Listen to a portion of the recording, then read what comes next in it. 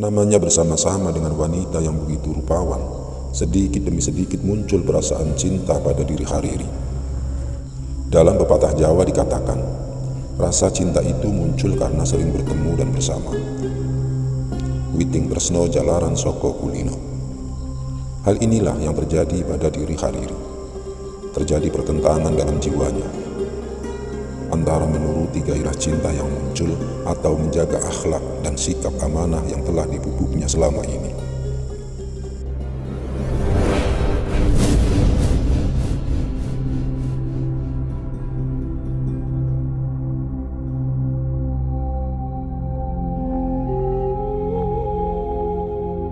Assalamualaikum warahmatullahi wabarakatuh. Sahabat muslim yang dirahmati Allah Subhanahu wa ta'ala, semoga kita semua senantiasa dalam lindungan Allah Subhanahu wa ta'ala. Amin ya rabbal alamin. Sahabat muslim yang dirahmati Allah Subhanahu wa ta'ala, dikisahkan ada seorang guru dan ulama bernama Hariri, selalu menjaga akhlak dan tingkah lakunya agar menjadi teladan bagi murid-muridnya dan bagi orang-orang di sekitarnya. Hal ini menjadikan dirinya terkenal dan dianggap sebagai orang yang terpercaya.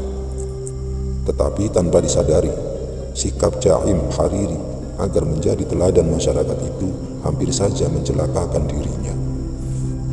Sahabat muslim, suatu ketika ada seorang pedagang yang akan bepergian jauh. Ia mempunyai budak wanita sangat cantik yang sangat disayanginya. Karena khawatir akan keselamatan budaknya itu jika diajak serta dalam perjalanannya, ia menitipkan pada pondoknya Hariri. Ia beranggapan di bawah pengawasan dan penjagaan Hariri yang begitu baik akhlaknya, budak kesayangannya itu akan selamat hingga ia kembali. Tetapi namanya bersama-sama dengan wanita yang begitu rupawan, sedikit demi sedikit muncul perasaan cinta pada diri Hariri. Dalam pepatah Jawa dikatakan, rasa cinta itu muncul karena sering bertemu dan bersama. Witing Tresno Jalaran Soko Kulino. Hal inilah yang terjadi pada diri Hariri. Terjadi pertentangan dalam jiwanya, antara menuruti gairah cinta yang muncul atau menjaga akhlak dan sikap amanah yang telah dipupuknya selama ini. Ketika pertentangan jiwanya makin memuncak, Hariri mendatangi gurunya di bidang sufi, yaitu Syekh Al-Haddad.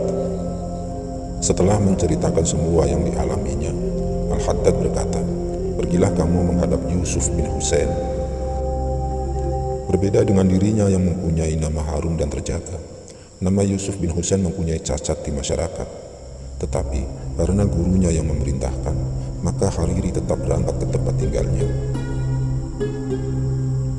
Orang-orang yang bertemu dengannya selalu mengucap salam penuh hormat dan menanyakan kepergiannya.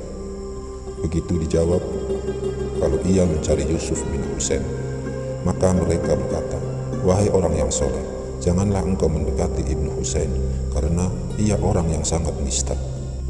Ia adalah orang yang suka membuat bid'ah dan suka meminum khamr." Walau mengucapkan terima kasih atas nasihat mereka, Hariri tetap menuju rumahnya.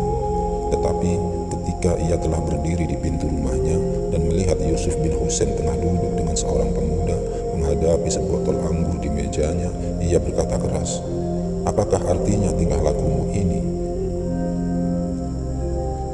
Sahabat muslim, Hariri lupa bahwa maksud kedatangannya adalah perintah gurunya karena permasalahan yang pernah dihadapinya.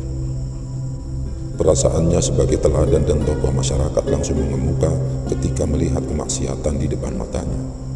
Tetapi Yusuf bin Husain tetap tenang dan hanya memandangnya sesaat, kemudian berkata, "Sengaja aku memilih sikap yang seperti ini, sehingga orang-orang tidak akan pernah mengamanahkan budak-budaknya yang cantik rupawan kepadaku." Hariri tersentak kaget. Ia belum menceritakan apapun, dan tidak mungkin gurunya Al-Haddad telah menceritakan keadaan jiwanya kepada Ibnu Husain, karena ia langsung berangkat setelah dari rumah gurunya itu. Sadarlah ia kalau Yusuf bin Husain ini bukan orang sembarangan, hanya saja ia menyembunyikan hakikat dirinya dari masyarakat umum.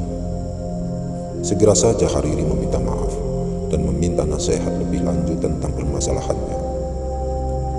Setelah pertemuannya dengan Ibnu Husain tersebut, Hariri tidak lagi menyibukkan diri dengan menjaga nama dan image dirinya, tetapi ia lebih memfokuskan diri untuk melatih dan menjaga hawa nafsunya agar tidak terjebak ke dalam perangkap dan tipuan setan yang terkutuk, khususnya atas nama ketinggian akhlak dan kebaikan amal-amal ibadahnya. Sahabat muslim yang dirahmati Allah Subhanahu wa Ta'ala, demikian yang bisa saya sampaikan. Kurang dan lebihnya saya mohon maaf yang sebesar-besarnya. Billahi taufiq wal hidayah wal ridha wal inayah. Wassalamualaikum warahmatullahi wabarakatuh.